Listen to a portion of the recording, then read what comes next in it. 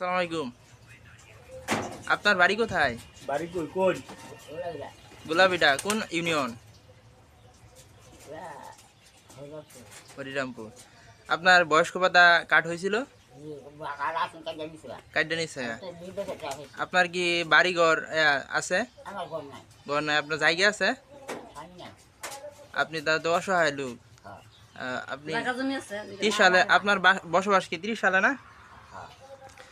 আমি 30 সালের জনগণ, 30 সালের এমপি মাহবুর রহমান লিটন স্যার এবং প্রশাসন, 30 সালের প্রশাসন ইউনো স্যার ও ভূমি কর্মকর্তা সহ সকলের দৃষ্টি আকর্ষণ করতেছি যে এই মহিলাটি অসহায়, তার বাড়িঘর নাই, কিছু নাই, শুধু জমি আছে। তার কার্ড ছিল, জমিও নাই,